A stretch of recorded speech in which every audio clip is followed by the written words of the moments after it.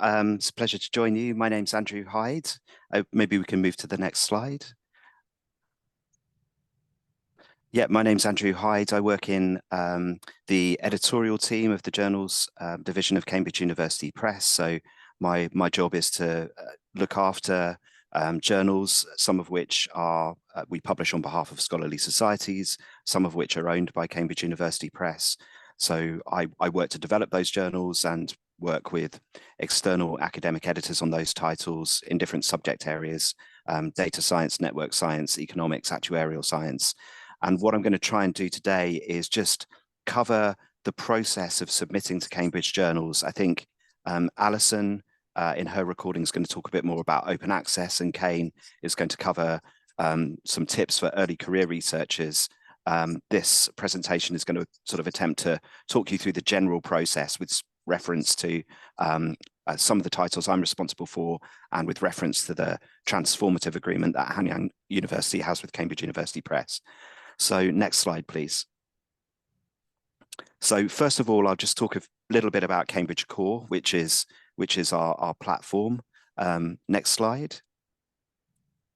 So Cambridge Core was launched a few years ago, and the aim of Cambridge Core was to bring together both our books and journals content into one searchable platform. And you can see there some of the statistics. We've got more than 40,000 digital books. We've got more than 400 peer-reviewed academic journals in lots of different disciplines, including over 80 gold open access journals, and the vast majority of the others allow open access publishing. And increasingly, journals are becoming fully open access as we flip them. What you can see on the right-hand side here is just a screenshot of some of the journals filtered to computer science. It's our own platform, so we develop it all of the time. It's compliant with standards for usage and accessibility. And maybe we can go to the next slide, please. And this is just an example of a journal homepage on Cambridge Core, so data-centric engineering, which is one of the titles I'm responsible for. And so all of the journals lay out information in a standardized way, which I've tried to sort of indicate with some arrows there. So instructions for authors under the journal information tab on the horizontal nav. Submit your article takes you to the submission site, and the announcement section contains different calls for papers, etc. Next slide, please. And here are just some screenshots of articles, article level kind of pages on Cambridge Core. So everything we publish is in full HTML and PDF, and what you can see on the sort of top right there is a kind of metrics page. So we present article level metrics for all articles, including the usage, how they've been used and shared downstream, whether they've been covered in news by news sites, in social media, in blogs, etc., through a system called Altmetric. And the sort of bottom right hand corner there, you can see what is a video abstract. So some of our titles are experimenting with video abstracts, with graphical abstracts, and other digital features such as kind of inline code. Next slide, please. So as well as talking through Cambridge Core, I wanted to pick out some specific journals, or we collectively picked out some specific journals, knowing Hanyang's kind of strengths, particularly in computer science.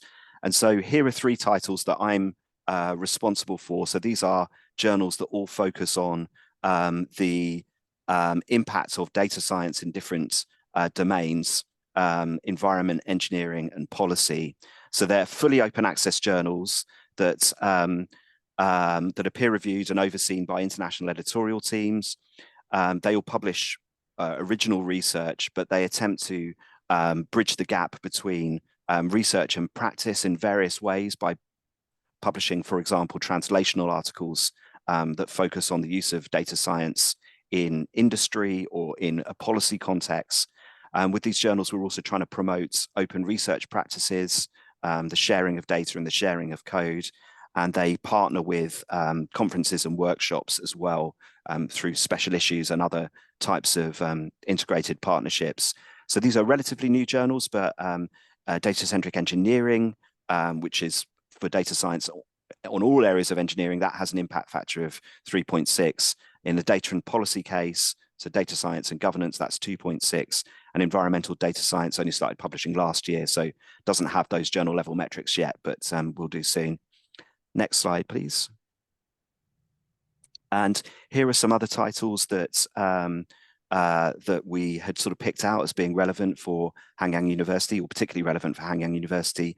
So these are mainly journals in computer science, as well as the environmental conservation title and expert reviews in molecular medicine. So these are all more kind of established journals. I think Alison in her presentation is going to talk a little bit more about some of these specific titles. There's one open access journal here, which is Journal of Functional Programming, but a couple of these titles, Knowledge Engineering Review and Expert Reviews in Molecular Medicine, are going to be flipping to fully open access model in 2024. The others all allow open access publishing. And all of these journals have impact factors, I think aside from mathematical structures in computer science. But Alison will introduce these a little bit more. So I'll move on to the next slide, please. So the reason for speaking to you, obviously, is because Hanyang University has a transformative agreement with Cambridge University Press, which basically enables researchers at the university, if accepted in Cambridge journals, to publish open access without a need to find separate funding to cover a publishing charge. So this is why this says publish open access at no cost. If you move on to the next slide, Alison is going to talk more specifically about open access and the benefits and the different types of open access. But I just wanted to cover the basics of what a transformative agreement does here. So transformative agreements apply to research articles, to review articles, as well as to things like brief communications and case reports. And the key point is that if the corresponding author, so the author who's listed as the corresponding author who undertakes the communication with the editorial team, responds to the review input, and responds during the production process, if the corresponding author is based at Hanyang University, that article can be published open access without any need to find any additional funding. That's covered through the transformative agreement. And the most important, I will talk a little bit more about the steps to activating this agreement, but it is a sort of semi-automated process that's kind of powered by metadata. So it's really important that you enter your institution when you submit to Cambridge journals. And also, if you're accepted for publication, that you choose the Gold Open Access option in your author agreement. Move on to the next slide, please. So before you submit your work, you'll obviously need to think about how to select a journal. I think Kane is also going to cover this a little bit, so I won't talk too much about it. But if you go on to the next slide, I'll show you some of the things that you might want to consider before you submit. So I've split these into two columns. First of all, you've got the aims and scope. So before you submit your work, the most important thing is to really make sure that the journal that you're submitting to is aligned with your research, because the main reason for rejection is that the article's just not in scope for the journal. And so there are several points here about how you can just make sure that the journal you're submitting to is appropriate for your work. Reading the aims and scope, checking who's on the editorial board, understanding where the researchers that you cite in your article publish is a good guide to where you might want to publish your work. On the right-hand side, there are a few key points about kind of credibility. So when you've selected a journal that you want to submit to, how do you know it's a reputable journal? And I give you five here examples of five sort of checks almost. Is the journal indexed in reputable databases like Scopus or Web of Science? What are the journal metrics? I mean, the journal metrics are only tell you a limited story about the journal. The impact factors are a limited metric, but it does give you some indication that the journal has been indexed. Looking at the open access options for the journal is obviously important. Does the journal have publishing ethics policies? Is the ownership of the journal clear, and can you contact the publisher? You know, in a scenario in which you want to appeal a decision, you want to know that the journal does have like proper procedures. So those things on the right-hand side are just general checks to make sure that the journal you're submitting to is a credible one. Move on to the next slide. So now I'm going to talk a little bit about the process of submitting your work with reference to some Cambridge journals. Next slide. And this is a general diagram of the publishing journey. So many of you will be familiar with this. So it starts with preparing your manuscript. You select a journal, submit your manuscripts. There's a peer review process, which may vary according to the journal, leading to a decision. Once the article is accepted, it will go into the production process. And at the same time, you will receive an author agreement. This is important for activating the transformative agreement that institutions like Hanyang University have with Cambridge. And then obviously that leads to publication. Next slide. So this is a screenshot of data-centric engineering, one of the titles I'm responsible for. And here are a few just checks about sort of preparing your submission for a journal. And I think, you know, certainly what we try and do with most Cambridge journals is make the initial submission sort of as easy as possible. On the author side, I think checking the instructions for authors is important. Seeing the different types of articles that the journal publishes, and whether you know, and sort of tailoring your work to meet the aims of those article types. Many journals have templates to use. I'll kind of cover that in a second. Checking whether there's a research transparency policy. So are there requirements, for example, around sharing the data underlying your research, and checking for what other required statements are needed. So typically most journals will require you to include a funding, competing interest statement, say something about the author contributions. Move on to the next slide. So this is just kind of covering templates. So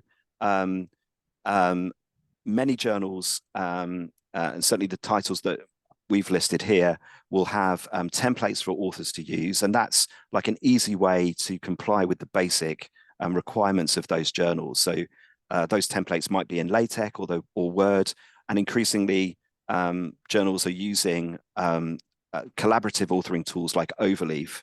So on the screenshot here, you can see an Overleaf template for environmental data science, one of the journals that we publish.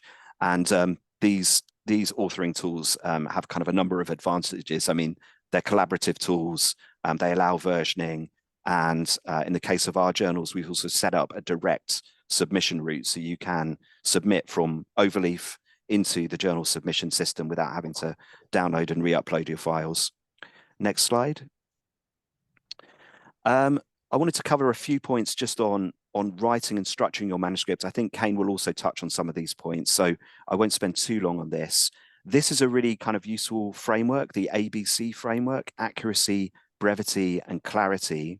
So in terms of accuracy, I think I've covered many of the points here to do with checking the author guidelines, checking the article types, and so on, checking the integrity of the journal.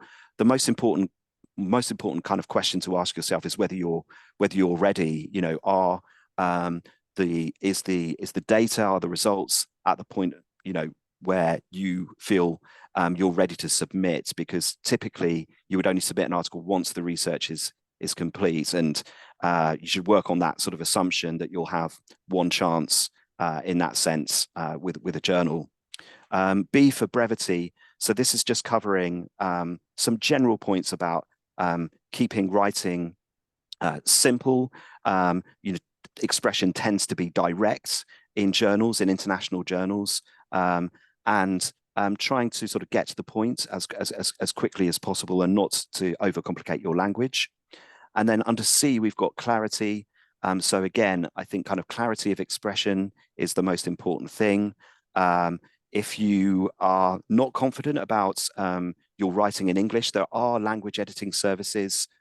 Cambridge works with something called American Journal Experts that helps assist authors. And an important point here, I think, is to sort of provide a logical structure to your article as well. So introduction, methods, results, discussion is the sort of typical structure.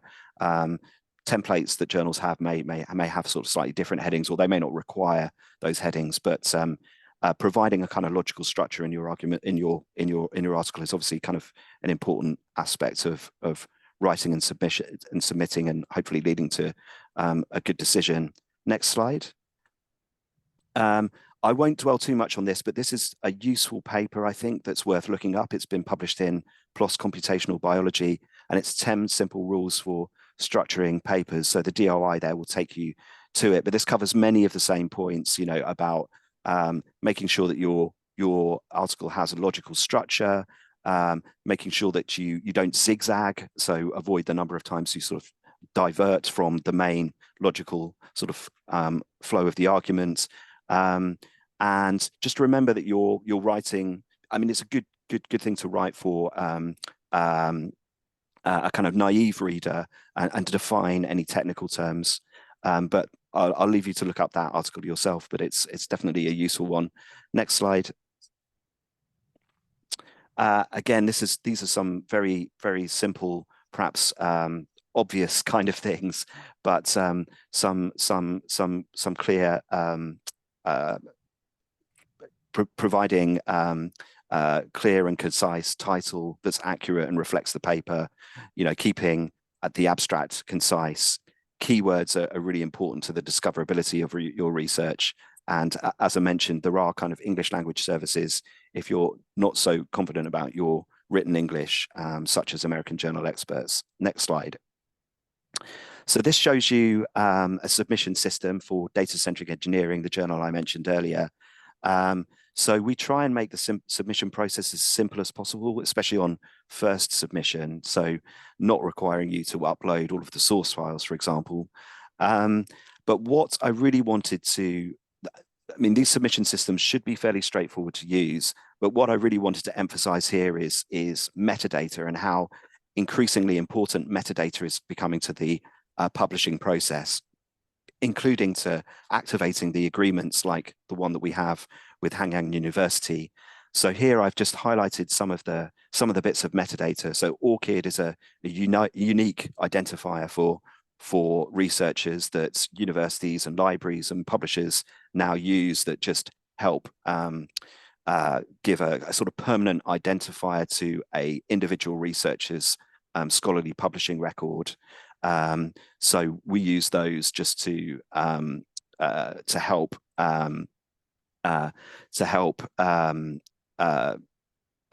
make kind of the scholarly literature kind of consistent in terms of how it's attributed to authors. You can see there that credit contributions. So this is a taxonomy for demonstrating who has done what in relation to each research, and entering the corresponding author's institution in our systems is really important to activating the transformative agreement. So in this case, I've put University of Cambridge, but Hanyang University, if you were submitting to one of our journals, you would make sure that that's entered there. Move on to the next slide. And this covers some of the same points. So these are three of the different sort of key bits of metadata. So ORCID, which many of you may have, for discoverability and keeping track of the scholarly record, in relation to individual researchers.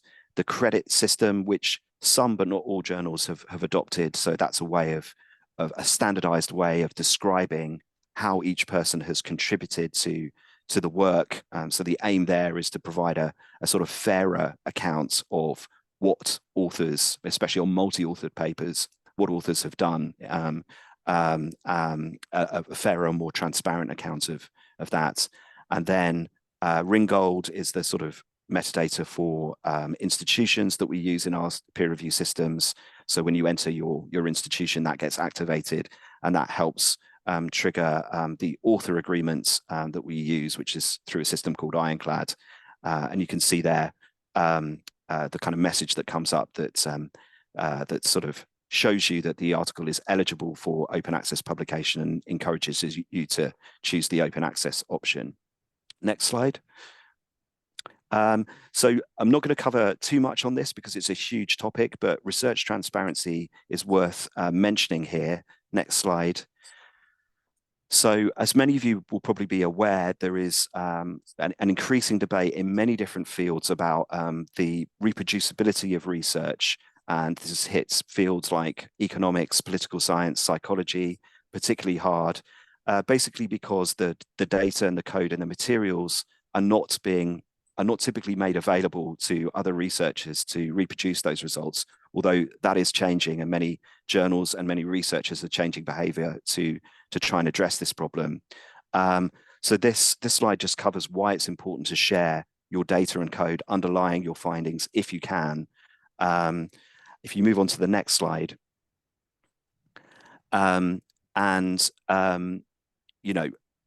this is something that you really need to be thinking about when you're preparing your research to submit to a journal. So it's not something that should just be an afterthought.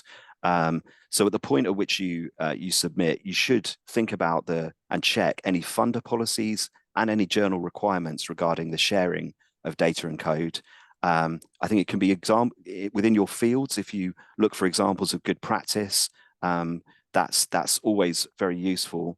And the aim really is for transparency. So most journals will recognize that there are situations in which you cannot make data and code openly available, but if you provide a data availability statement, that at least provides a description to the users of the research, why data can't be made available.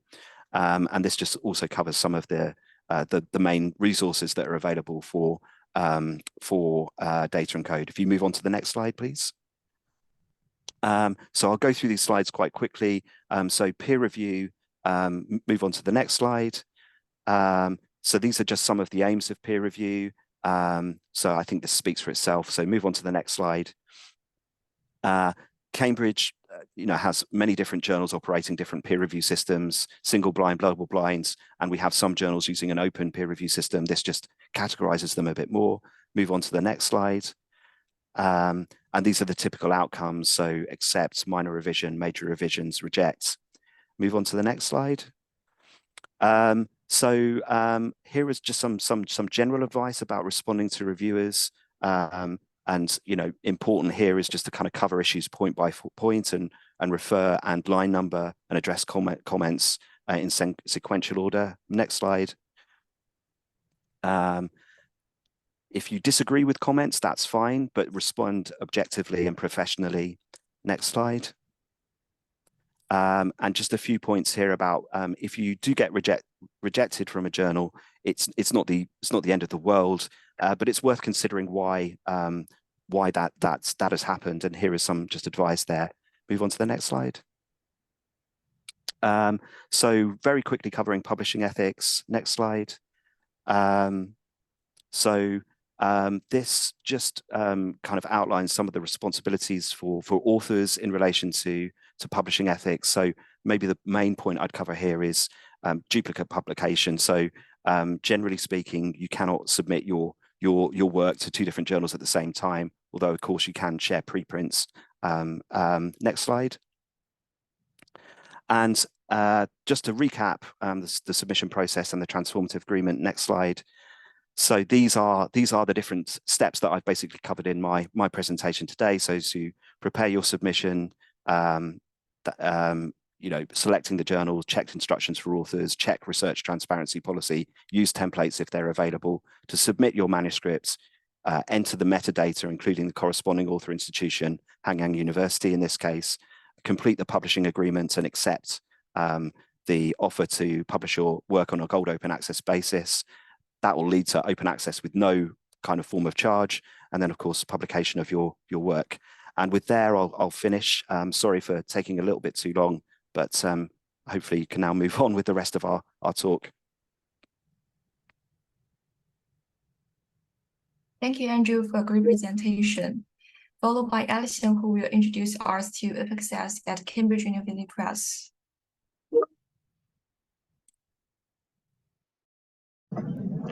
Hello, everyone. My name is Allison Keene, and I'm a publisher at Cambridge University Press based out of New York City.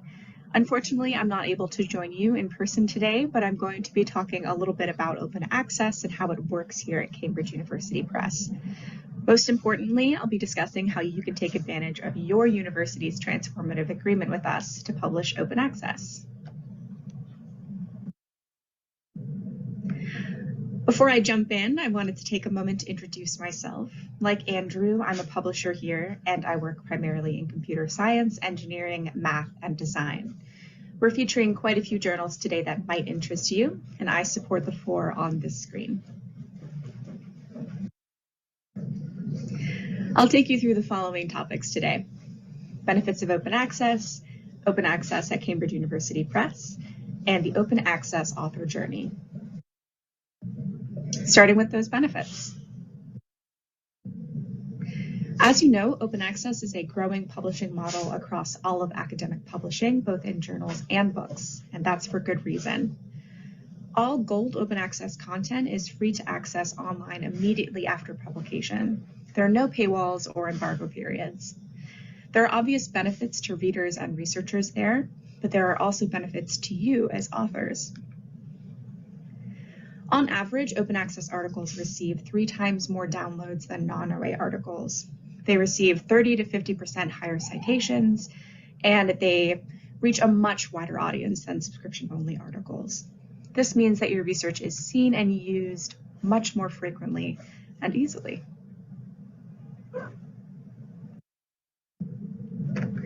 Here's a closer look at that download advantage.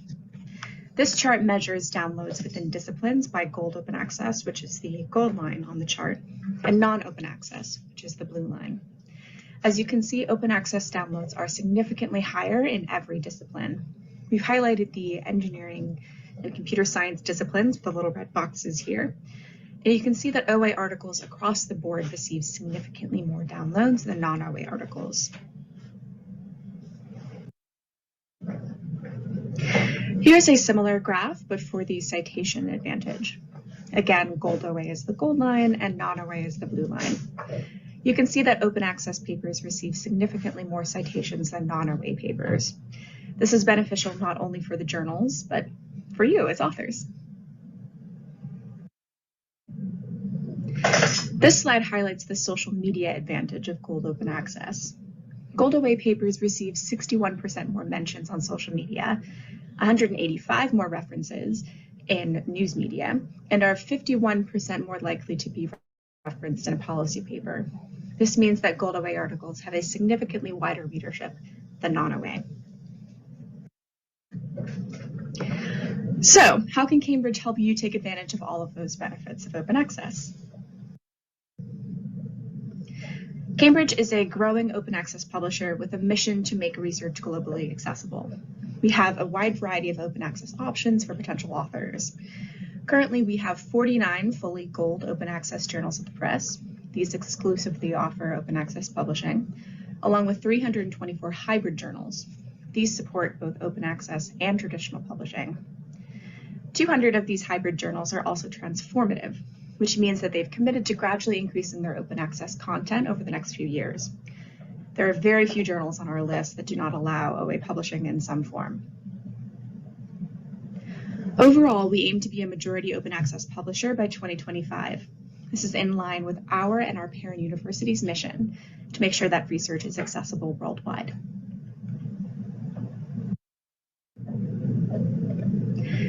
So you may have heard that open access publishing requires authors to pay an article processing charge. This is sometimes called an APC in order to be published. While in some cases that may be true, APCs are not the heart of Cambridge University Press's open access transition.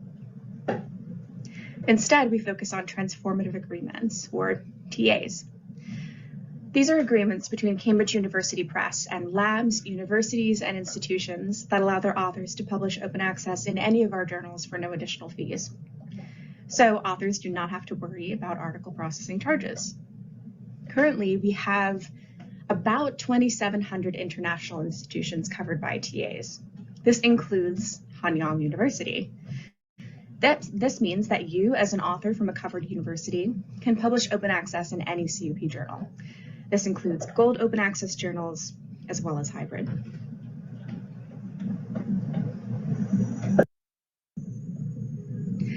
Our TAs currently cover 2,700 institutions, which is about 50% of our authors. We provide a journal checker tool, which is linked here, where authors can check at any time in the process whether they are covered by a transformative agreement. This is a screenshot of the tool showing Hanyang University's transformative agreement, and the full text of that agreement is linked on the right. So here you can see that Hanyang University authors have the article processing charge, APC, fully covered. To take advantage of this, you will need to be aware of your status and be sure to select the open access option when choosing your license type. We'll discuss that further on the next slide. I also wanted to note that only the submitting author on a paper needs to be covered in order for the entire paper to be covered.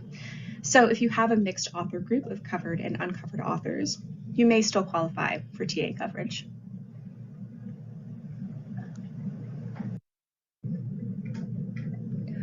All Hanyang University authors are covered by TAs. However, I wanted to take this opportunity to tell you about some alternative pathways to open access publications for authors who are not covered. First, we have our Research for Life and LMIC programs. These allow authors from low and middle income countries to publish for free in CUP journals. We also offer a robust discretionary waiver program where authors in fully OA journals can apply to have their APC waived. And finally, we do have our article processing charges. These are typically paid by the author, their institution, or their funding body, and only if they're not covered by a transformative agreement or one of the other programs on this slide.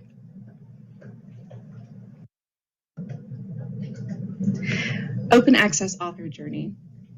In this section, I'll take you through an open access author journey so that you can know what to expect here at CUP. I mentioned earlier that there are two types of open access journals at Cambridge. The first is gold journals, which only support open access publication. The only choice that you will need to make as an author is which license to choose, and we'll discuss that a little later. The second type of open access journal is hybrid. In this type of journal, you will need to choose whether to publish open access or traditionally behind a paywall.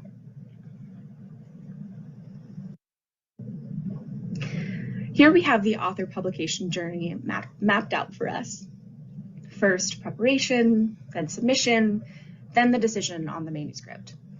After acceptance, you'll be asked whether you would like to publish traditionally, behind a paywall, or open access. Here we have an example acceptance letter for a hybrid journal. The highlighted sections remind you that you can now choose whether to publish open access, and they point you to resources for making that decision. As Hanyang University authors, you are automatically covered, and you are able to proceed with open access publication for no additional fees. And there, that letter is appearing.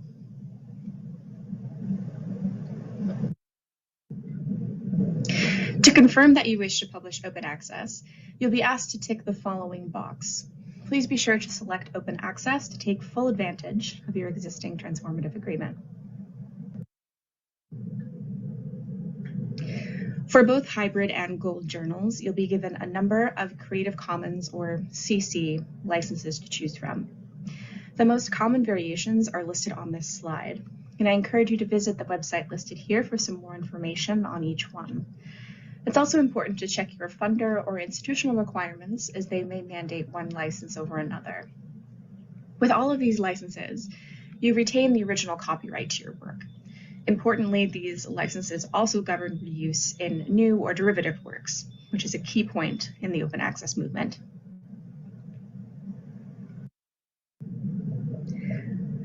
This was a lot of information, so here are 3 essential takeaways for you. First, you, as Hanyang University authors, are eligible to publish open access in CUP journals for no additional fees. Open access articles receive more citations, downloads, and social media attention than their non-OA counterparts. And we strive to make the author OA journey as easy as possible.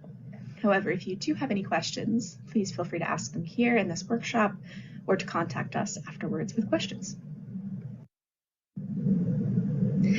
Thank you very much.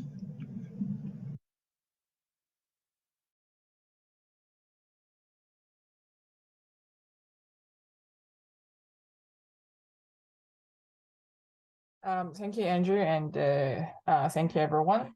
I'm Cam from Cambridge University Press, and well, thank you.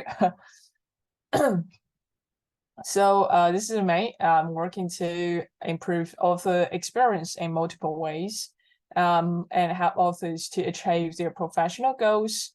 I have 5 years of experience in training and consulting in the area of open access journal marketing and journal management.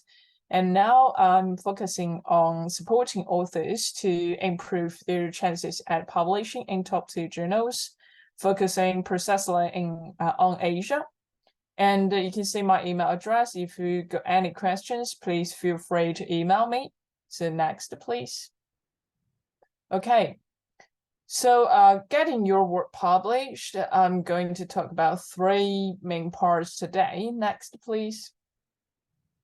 First, I'm going to talk about how to select a journal and then how to improve our chances of our articles being accepted, and in the end, how to promote your article. Next, please. Yeah, selecting a journal, there might be something similar with what Andrew said. Next, please. Yeah, so the main reason for desk rejection of an article is that it's submitted to an inappropriate journal. So how could we select appropriate journal? Next, please. Talk with your network, talking with your supervisors, your colleagues, co-workers, and think about journals you use and read. Assess a journal on your shortlist. You can make a shortlist for your selected journal and try to evaluate which one is the best one for you. And use journal selector tools. Cambridge University Press is developing our own selector tools. Hopefully next year you can use that. And please click. Yeah, thank you. So think about these 3 questions when you are making decision. First, do you want your article to be available open access? If yes, do you have enough fundings, or do you have sponsors for that open access fees? And second, does your work suit a journal with a broader scope or a more specialized journal? And third, do you want to aim your work at a particular audience or community? That's about like Diamond OA journals. If you really focus on a really specific discipline, you can think about some Diamond OA journals. And next, please. Yeah, this is what Andrew talked about. Think about what the editorial team is likely to be looking for, and also think about what you are looking for. Next, please. And I'm going to talk about predatory journal more. So what are they? Illegitimate journals that exist primarily to extract fees from authors, and they appear to be legitimate. So for example, there is a very famous journal called Cell, and a predatory journal might give a name of like the Cell or a Cells. And thirdly, claim to be open access in order to charge fake APCs. They might not even have rights to publish journals or articles.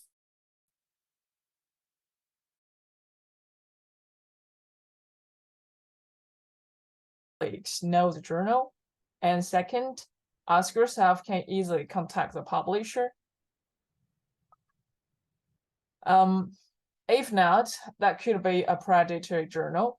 And third, is the journal clear about peer review process? So normally the journal should announce their peer review process on their webpage. If not, be careful. And third, check and fourth one, check whether a journal is indexed in reputable databases such as PubMed, DOAJ, Scopus, and Web of Science. Web of Science doesn't have all the journals, but you can use PubMed if you can't find that journal on Web of Science. Just double check that. And next, please. Yeah. And this is the second thing, how to improve article acceptance chances. Next, please. So I'm going to talk about three parts. First, about writing. When we are writing, be explicit about something new that your article is aiding to the literature, and write in clear English. Like Andrew said, if you're not confident with your English writing, try to ask native speakers to proofread your work, or try to use our language editing service. I'm gonna put the website later. And third, pay attention to the title and abstract. The title should clearly describe your topic and make the pieces easily discoverable online. And next, please. And make sure that your argument flows logically, using clear headings to break up the text. And think about your citation and reference. Take time to check your citations and make sure they are complete. Make sure you reference the related literature accurately and completely. And ensure that your article is complete. This is very important. Do not expect that you have chance to add additional materials at a later stage. And next, please. Yeah, and second part, publishing. When we are talking about publishing, you should think about what the peer reviewers will be looking for, and be careful to make sure your article will be of interest to a global audience if you are submitting your article to an international journal. And journal requirements. If a journal requires work to be anonymized, please eliminate any author details and anonymize any citations that refer to your own work. And next slide, please. Yeah, and also author guidelines. Closely follow the submission instructions for your chosen journal. And once you have chosen a journal to submit to, use that journal's instructions for authors, like what Andrew showed. If you use Overleaf, you can download the template and use a template. And ensure you have adhered to any word limit for your selected journal. And next slide, please. Yeah, and the third part, ethics. If a journal has an exclusive submission policy, please abide by this. And finding out an article has been submitted to another journal at the same time is likely to frustrate the editorial team. And this is not a lot. And next slide, please. Yeah. And this is about the third part, how to promote your article. Next, please. So you might ask, why promote? For our career development, our future development, our article's impact is super important for us. So promote our article can increase discoverability, can engage with our peers and the community, and most importantly, can increase our article's impact. Next, please. Yeah, so how can we promote our articles? Social media is a good way. You can use Twitter, LinkedIn, Facebook, share insights and communicate directly with your network. Search for related keywords and hashtags that already exist, and use them to tweet about your research, and use hashtags to like hot topics. Try to promote your article and let more people to know. And next, please. And you can also use video. You can share your video on YouTube or Vimeo or social media platforms or conference presentations. And if that is possible, use podcasts, drive discussion around your research area or paper topic, and consider being interviewed on a journal or publish a podcast. That would be very useful. And next slide, please. So you can also use blog. Why should we blog? Increase SEO ranking, drive usage. Yeah. And what can we blog about? We can insight into our research, explore a thing from our work, and try to blog some opinion pieces relating our work to current new topics, especially some hot topics like climate change. And where should I blog? So many publishers have their own blogs. Like introduced, we have Cambridge Core. And on the Cambridge Core, we have Cambridge Core blog. You can use that. You can also use your own blog. And next slide, please. Yeah, so Cambridge Core Share is basically a tool that enables you and the readers to easily generate a link to an online read-only journal article. And this link can be freely shared on social media site and scholarly collaboration networks to enhance both the impact and discoverability of research. So you can find journal article, copy the link, share or post, and that would be read-only copy of article. And next slide, please. Yeah, this is what I said, the language editing service and the journal recommendation service we cooperate with AJE, and you can scan the QR code to find the website, and you can also copy the website I put here. Next slide, please. And this is our online platform called Author Hub. This one is like totally free online platform for Cambridge University Press authors. I also put the link here. You can find the guidelines. You can like chat with other authors. So you can use that to communicate with your peers. Yep, and next slide, please. Yeah, this is basically the end of my presentation. You can follow us on Twitter, Facebook, Instagram, LinkedIn. Yeah. If you have any questions, yeah, this is a question part. Thank you very much. 질문 있으신가요?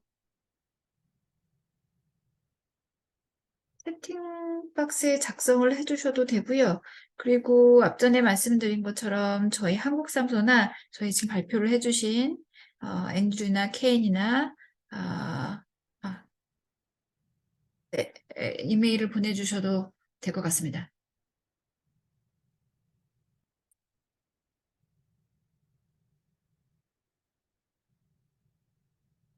네, 가능하십니다. 혹시 질문 채팅 박스에 작성을 해주셔도 되거든요. 혹시 우리 do you think we can participant make a unmute? Maybe not. Maybe participants could type questions into the chat or Q&A. I'm looking at the Q&A box, but I think there's still no question yet. And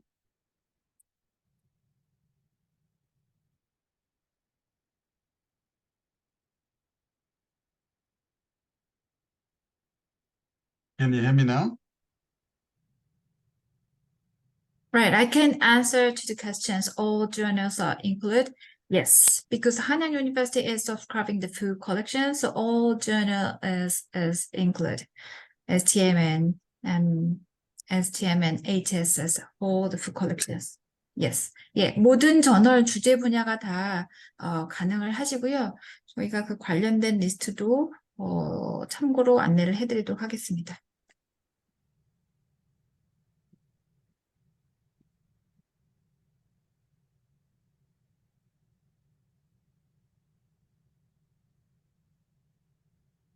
Andrew, could you answer the questions?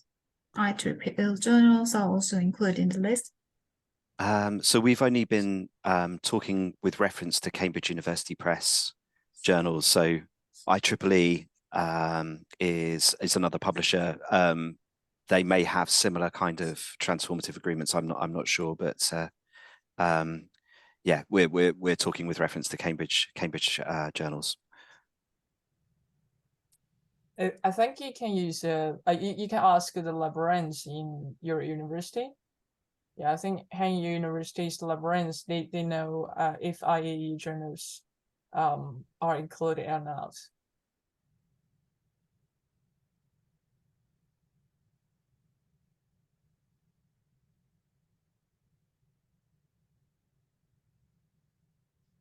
Okay, I think we can wrap up the. Oh, we got another question.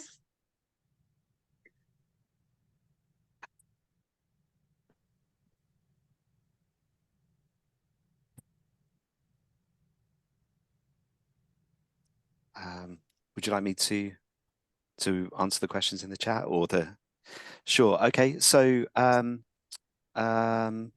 in terms of Cambridge, so the first question from Mohammed Salman, can you name any popular journal from electrical engineering?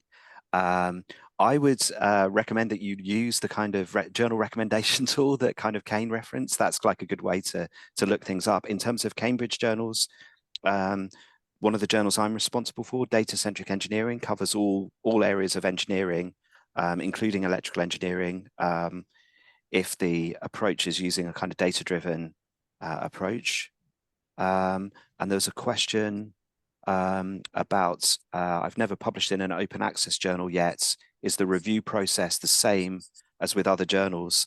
There's no reason in principle why a review process in an open access journal is different to a subscription journal. So the fact that a journal is open access doesn't mean that it therefore has a different review process. But of course, different journals have different review process. And there are some open access journals that, for example, have an open peer review process rather than a blind review process, but not all of them. So I think the best thing is just to sort of check before you submit what the journal says about the review process, because if it's a credible journal, it should describe that in some detail. But there's no reason in principle why an open access journal has a different review process to any other type of journal.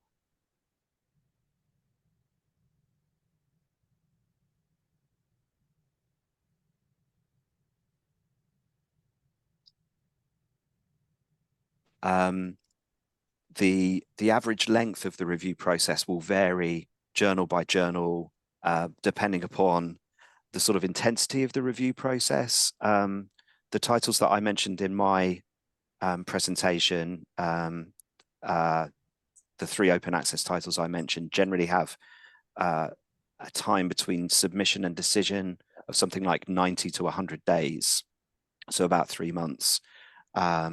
But it will vary depending upon the field and the review process of the journal.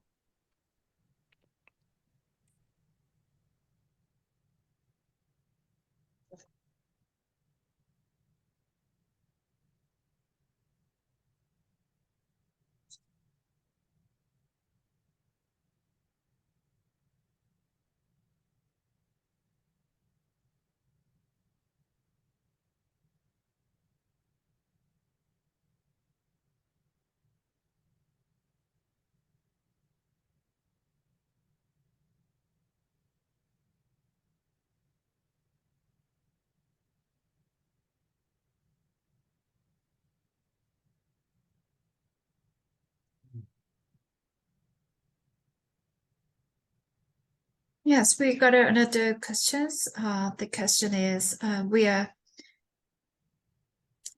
currently looking into the British Journal of Political Science. Kane or Andrew, would like to answer these questions?